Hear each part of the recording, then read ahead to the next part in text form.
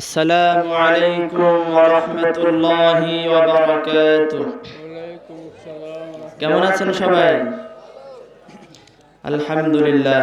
আল্লাহ পাক আমাদেরকে যে অবস্থায় রাখুক না কেন, সর্বাবস্থায় শুকরিয়া আদায় করতে হবে। শুকরিয়া যদি বান্দা আদায় না করে, আল্লাহ পাক রব্বুল আলামিন বলেন, ইন্না আযাবি লাশাদীদ, আমার পাকড়াও, আমার আযাব অত্যন্ত কঠিন। কাজেই বান্দা যে অবস্থায় থাকুক না কেন, সর্বাবস্থায় শুকরিয়া আদায় করতে হবে।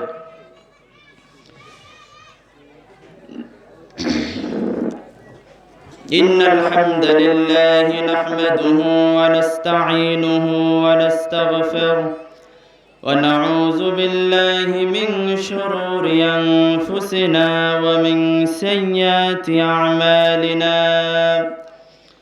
من يهده الله فلا مضل له ومن يضلله فلا هادي له ونشهد أن لا إله إلا الله وحده لا شريك له ونشهد أن سيدنا ومولانا محمدا عبده ورسوله الذي أرسله بالحق بشيرا ونذيرا وداعيا إلى الله بإذنه وسراجا وقمرا منيرا. أما بعد فقد قال الله تعالى في كلامه المجيد وفي فرقانه الحميد. أعوذ بالله من الشيطان الرجيم. بسم الله الرحمن الرحيم. إن الله وملائكته يصلون على النبي يا أيها الذين آمنوا صلوا عليه وسلموا تسليما. اللهم صل على سيدنا مولانا محمد وعلى آل سيدنا مولانا محمد. بلغ العلا بكماله كشف الدجى بجماله حسنت جميع خصاله صلوا عليه وآله. শুকরিয়া সেই মহান আল্লাহ পাক রব্বুল আলামিনের দরবারে, যে মহান আল্লাহ পাক রব্বুল আলামিন আজকের এই কোরআনের মজলিসে এসে কোরআন থেকে কিছু কথা বলার এবং শোনার যে তৌফিক দান করলেন, এই জন্য অন্তরের অন্তঃস্থল থেকে শুকরিয়া জ্ঞাপন করছি। আলহামদুলিল্লাহ। আল্লাহ পাক পৃথিবীতে অনেক মানুষ সৃষ্টি করলেন। এই এলাকায় অনেক মানুষ আছে, আশপাশ দিয়ে ঘোরাফেরা করতেছে, কিন্তু এই কোরআনের মাজলিসে এসে কোরআন থেকে কথা শোনার মতন তৌফিক কিন্তু হয় নাই। আপনারা কিছু সংখ্যক মানুষের যে তৌফিক হয়েছে, তার মানে আল্লাহ পাক রব্বুল আলামিন আপনাদেরকে পছন্দ করেছেন। এই জন্য আবারও শুকরিয়া আদায় করছি, আলহামদুলিল্লাহ। এবং দরুদ ও সালাম পেশ করছি সেই মহামানবের প্রতি, যার দীর্ঘ জীবনের অক্লান্ত পরিশ্রমের মধ্য দিয়ে আমরা এই কোরআনকে পেয়েছি। আমরা সকলেই তার প্রতি দরুদ ও সালাম পেশ করছি, সাল্লাল্লাহু আলাইহি ওয়াসাল্লাম। সকলেই পড়েন সাল্লাল্লাহু আলাইহি ওয়াসাল্লাম। হুজুরে পাক সাল্লাল্লাহু আলাইহি ওয়াসাল্লাম বলেন যে আমার নাম শুনলো আর দরুদ পড়লো না, ওই ব্যক্তি ধ্বংস হয়ে যাক। আমরা কি ধ্বংস হতে চাই? ধ্বংস কি হওয়া যাবে? ধ্বংস হওয়া যাবে না। মৃত্যুর আগ পর্যন্ত ঈমানের উপরে অটল থাকতে হবে, ঠিক কি না? আল্লাহ পাক রব্বুল আলামিন যদি তৌফিক দান করেন, কোরআন থেকে কিছু কথা আপনাদের সামনে আমি পেশ করব, শুনবেন তো সবাই? আমার আগে যিনি বয়ান করে গেলেন উনি কয়েকটা কথা বলেছিলেন যে আমাদের মৃত্যুর কোনো গ্যারান্টি নাই, যখন তখন মৃত্যু হয়ে যেতে পারে। কিন্তু আফসোস হচ্ছে এই পৃথিবীতে মানুষ যখন ক্ষমতা হয়ে যায়, অর্থ ধন সম্পদ এসব কিছুর যখন মালিক হয়ে যায়, মানুষ তখন ক্ষমতার অপব্যবহার করতে শুরু করে, ঠিক কিনা? এই পৃথিবীতে মানুষের একটা স্বভাব হচ্ছে, সে যখন সবল হয়ে যায় দুর্বলের উপরে অত্যাচার করতে শুরু করে। এটা শুধু যে এখন তা নয়, এটা সেই পৃথিবীর সৃষ্টি লগ্ন থেকে যখন আল্লাহ পাক রব্বুল আলামিন মানুষ সৃষ্টি করলেন, হযরত আদম আলাইহিস সালাতু ওয়াস সালামের দুই পুত্র হাবিল এবং কাবিল, কাবিল তার ক্ষমতাকে হাবিলের উপরে প্রয়োগ করলেন, ঠিক কিনা? এরকম সেই ধারাবাহিকভাবে চলতেছিল। চলতে চলতে আমি কয়েকজন নবীর উদাহরণ দিব এবং তৎকালীন সময়ের সবচাইতে ক্ষমতাধর বিত্তশালী ব্যক্তিগণ সেই নবীদের সাথে কোন ধরনের আচরণ করেছে এবং সেটা বর্তমানে আছে কি নাই আমরা সেই সম্পর্কে জানার চেষ্টা করব। ওমা তাওফীকি ইল্লা বিল্লাহ। আল্লাহ পাক রব্বুল আলামিন সূরাতুল কসসের মধ্যে ইরশাদ করছেন, আউযু বিল্লাহি মিনাশ শাইতানির রাজীম, বিসমিল্লাহির রহমানির রহিম।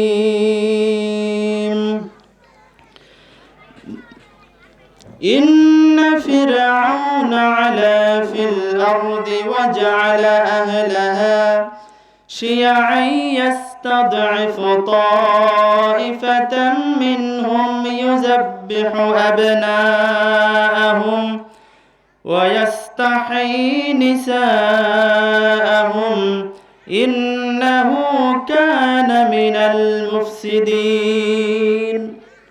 আল্লাহ পাক রব্বুল আলামিন সূরাতুল কসসের মধ্যে আমাদেরকে শোনাচ্ছেন একটা ঘটনা। সেই ঘটনাটা হচ্ছে ফেরাউনের ঘটনা। আল্লাহ পাক রব্বুল আলামিন ইরশাদ করছেন যে নিশ্চয় ফেরাউন দেশে উদ্ধত্ত প্রদর্শন করতে শুরু করলো। আমি তাকে মিশরের ক্ষমতা দিয়েছিলাম, সে ওই ক্ষমতার অপব্যবহার করতে শুরু করলো। এবং ফেরাউন যখন ক্ষমতার অপব্যবহার করতে শুরু করলেন, তার ক্ষমতার অপব্যবহারের কয়েকটা দিক ছিল, উল্লেখযোগ্য 4টা দিক আল্লাহ পাক রব্বুল আলামিন এই আয়াতে কারিমার মধ্যে উল্লেখ করছেন। আল্লাহ পাক রব্বুল আলামিন বলছেন যে ফেরাউন যখন ক্ষমতার অপব্যবহার করতে শুরু করলো, সে সর্বপ্রথম যে কাজটা করলো, আলা ফিল আরদ, সে জমিনের মধ্যে অহংকার করতে শুরু করলো। কি করতে শুরু করলো? আগে বলেছি মানুষ যখন ক্ষমতা পেয়ে যায় সেই ক্ষমতার অপব্যবহার করতে শুরু করে। আল্লাহ পাক রব্বুল আলামিন ফেরাউনকে মিশরের ক্ষমতা যখন দিলেন, ফেরাউন মিশরের ক্ষমতা পাওয়ার পরে তার ক্ষমতার অপব্যবহার করতে শুরু করলো। এই ক্ষমতার অপব্যবহার করতে গিয়ে ফেরাউন সর্বপ্রথম যে জিনিসটা করলেন, ক্ষমতা পাওয়ার পরে ফেরাউন মিশরের মধ্যে ঔদ্ধত্য প্রদর্শন করতে শুরু করলেন। কি করতে শুরু করলেন? ঔদ্ধত্য প্রদর্শন করতে শুরু করলেন। আল্লাহ পাক রব্বুল আলামিন বললেন, তার এই ঔদ্ধত্য প্রদর্শন সাধারণ কোনো জিনিস ছিল না।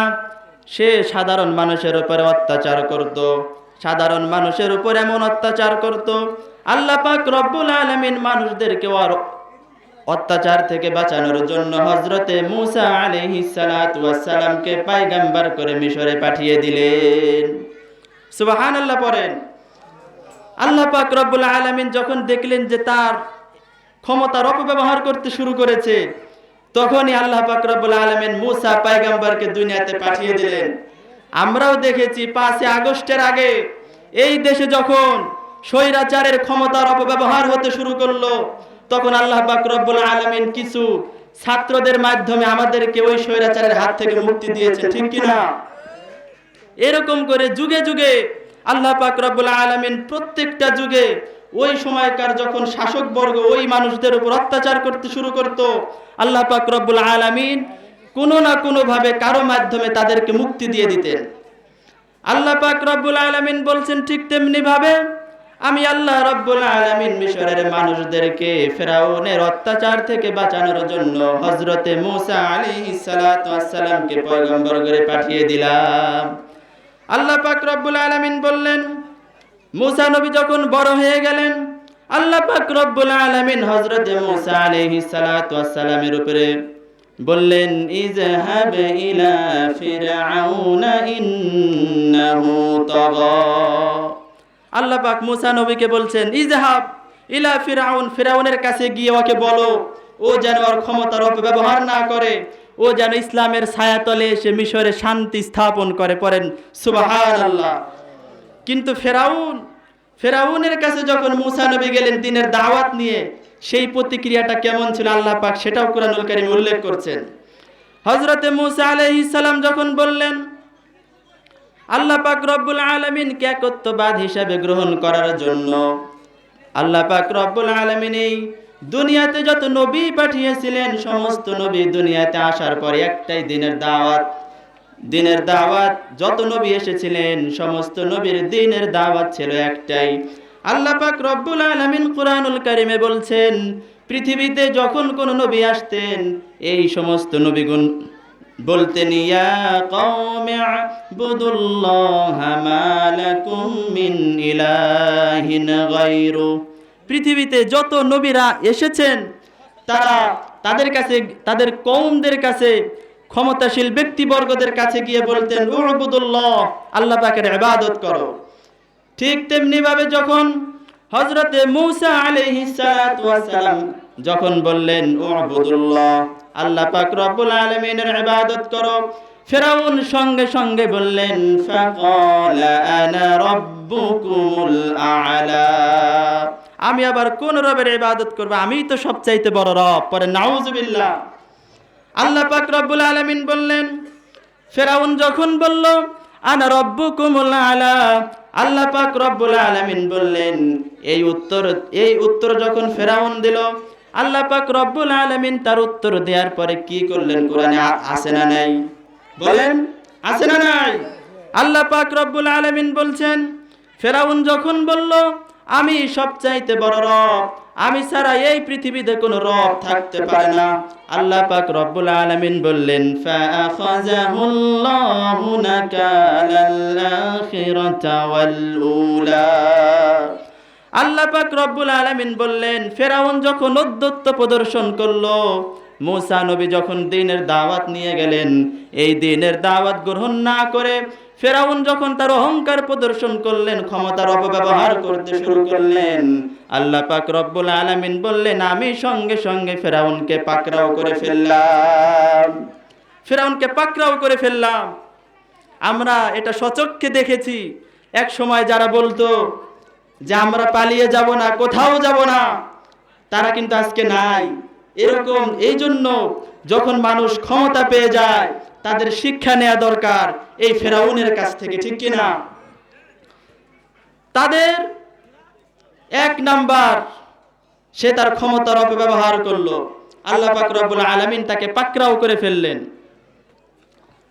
আল্লাহ পাক রব্বুল আলামিন তাকে পাকড়াও করে ফেললেন এবং তাকে এমন শিক্ষা দিলেন, আল্লাহ পাক রব্বুল আলামিন বলছেন, আল-ইয়াউমা নুনাজ্জিকা বিবাদানিকা লিতাকুনা লিমান খালফাকা আয়া। আল্লাহ পাক বললেন, আমি তো তোমাকে শিক্ষা দেব, শুধু শিক্ষা দিয়ে ক্ষান্ত যে হব তা নয়, এই কিয়ামত পর্যন্ত যত মানুষ আসবে এবং ওরা যদি ক্ষমতা পেয়ে যায় এবং ক্ষমতার অপব্যবহার যদি করতে শুরু করে, ওরা যেন ফিরআউন থেকে শিক্ষা নেয়। এই জন্য আল্লাহ পাক রব্বুল আলামিন ফিরআউনের লাশটারে শুটকি বানায় কিন্তু রেখে দিয়েছেন।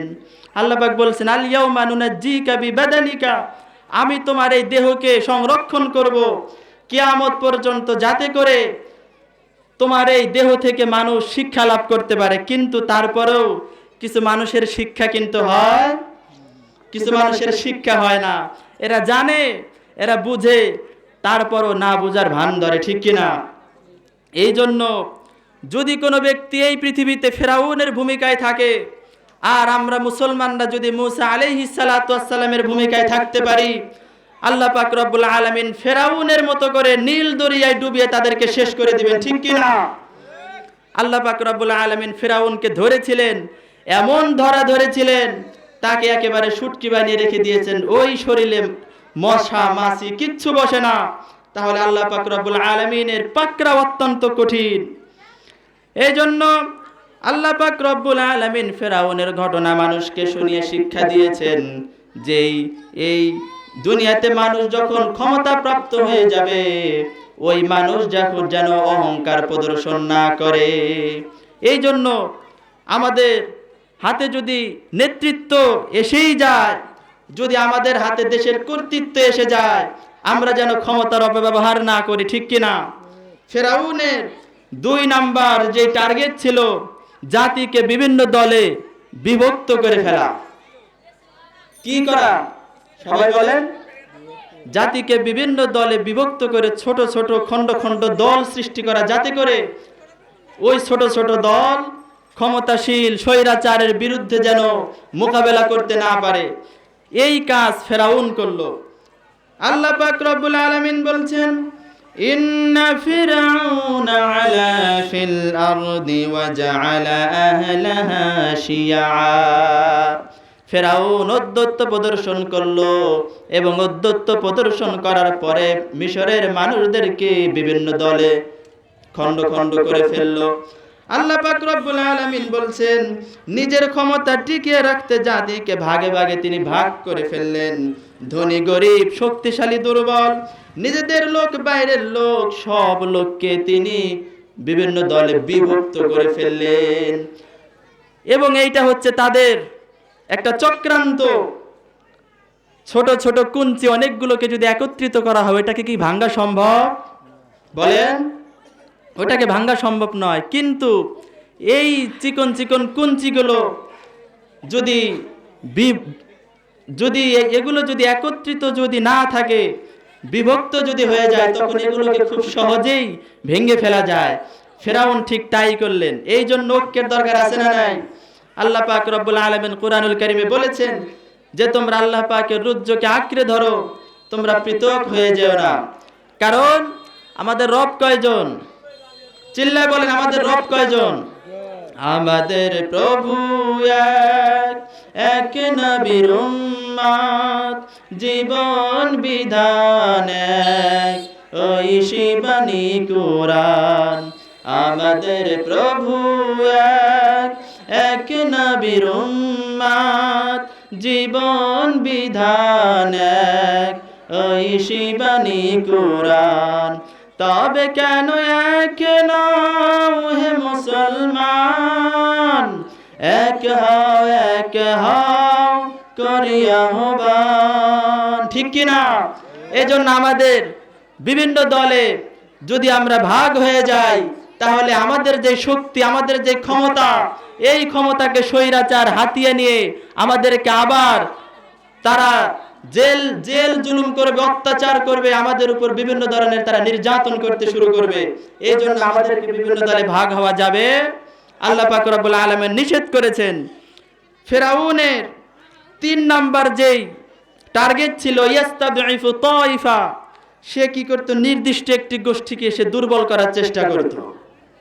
বর্তমানে দেখা যায় বাংলাদেশে ওলামায়ে কেরাম সত্য কথা বলে, এজন্য ওলামায়ে কেরাম মাঠে ময়দানে ইসলামের কথা বলে, কোরআনের কথা বলে, বাংলাদেশ সংসদে কোরআনের আইন প্রতিষ্ঠা করার কথা বলে, জন্যে এই নির্দিষ্ট একটা দলকে সরকার বিগত সময়ে দুর্বল করার চেষ্টা করেছিল। কিন্তু আল্লাহ পাক রব্বুল আলামিন বলছেন, ওয়া মাকারু ওয়া মাকারাল্লাহ আল্লাহু খায়রুল মাকিরিন। যারা অত্যাচারী, যারা স্বৈরাচার, তারাও চক্রান্ত করে, আর আল্লাহ পাক কৌশল অবলম্বন করে। আর আল্লাহ পাকের কৌশল অত্যন্ত কঠিন, অত্যন্ত চমৎকার, এমন কৌশল যেই কৌশলের সামনে শয়তানের কৌশল বিলীন হয়ে যায়। পড়েন আল্লাহু আকবার। আল্লাহ পাক রব্বুল আলামিন বলছেন, ইন্নাশ শাইতানা কানা দাঈফা। শয়তানের চক্রান্ত খুব শক্তিশালী মনে হলে অত্যন্ত দুর্বল। কাজেই আমরা যদি ঘুরে দাঁড়াই, আমাদেরকে ঠেকানোর কেউ আছে? বদরের যুদ্ধে মুসলমানদের সংখ্যা ছিল কয়জন বলেন? 313 জন। বিপরীতে যারা মুশরিক ছিল ওদের সংখ্যা ছিল কয়জন? 1000 সশস্ত্র সৈন্য।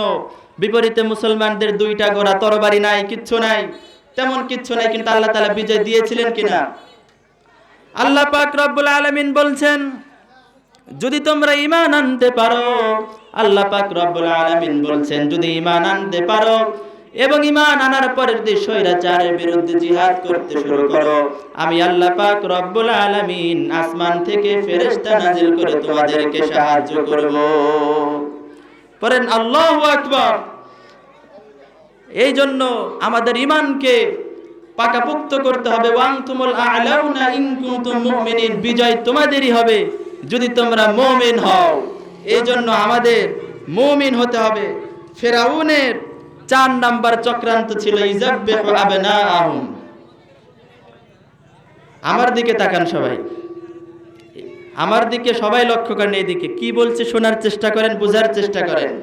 ফিরআউনের 4র্থ নাম্বার কৌশল চক্রান্ত ছিল ইযাববিহু আবনাআহুম ওয়া ইস্তাহয়ী নিসাআহুম। সে মুসা পয়গম্বর দুনিয়াতে আসবেন, তার অত্যাচার স্বৈরাচার বন্ধ করার জন্য, এটা জানে জন্যে, এই ভয়ে যেন মুসা পয়গম্বর যেন দুনিয়াতে আসতে না পারে, সেই জন্য যত পুত্র সন্তান ওই সময় মিশরে জন্ম নিত, ইযাববিহু আবনাআহুম প্রত্যেককে সে হত্যা করতে পারে। নাউযুবিল্লাহ। এই দুনিয়াতে এখন পর্যন্ত এমন অসংখ্য শাসক আছে যাদেরকে ভয় পায়, তাদেরকে শুধু জেলের মধ্যে গিয়ে ভরে ভরে রাখে, ঠিক কিনা? আল্লাহ পাক রব্বুল আলামিন সেই কথাও কুরআনুল কারীমে বলছেন। হযরতে মূসা আলাইহিস সালাতু ওয়াস সালাম যখন তাদেরকে বললেন যে তোমরা আল্লাহ পাকের দ্বীনকে আঁকড়ে ধরো, তখন ফিরআউন কি বলেছিল কুরআনুল কারীমে আল্লাহ তাআলা কোট করলেন। হযরতে মূসা আলাইহিস সালাম যখন ফিরআউনকে বললেন, ইয়া কওমি আবুদুল্লাহা মা লাকুম মিন ইলাহিন গায়রু। হযরতে মূসা আলাইহিস সালাম যখন ফিরআউনকে বললেন, হে ফিরআউন, উ'বুদুল্লাহ মা লাকুম মিন ইলাহিন গায়রু, আল্লাহ পাক রব্বুল আলামিনের ইবাদত করো। আল্লাহ পাক রব্বুল আলামিনের ইবাদত ছাড়া দুনিয়ার কারো ইবাদত করা যাবে না। এই কথা যখন বললেন হযরতে মূসা আলাইহিস সালাম, সঙ্গে সঙ্গে ফিরআউন বললেন, লা জাআলান্নাকা মিনাল মাসজুনিন, আমাকে বলছো যে আমি ঈমান গ্রহণ করি, আমি তো তোমাকে জেলের ভিতরে আবদ্ধ করব।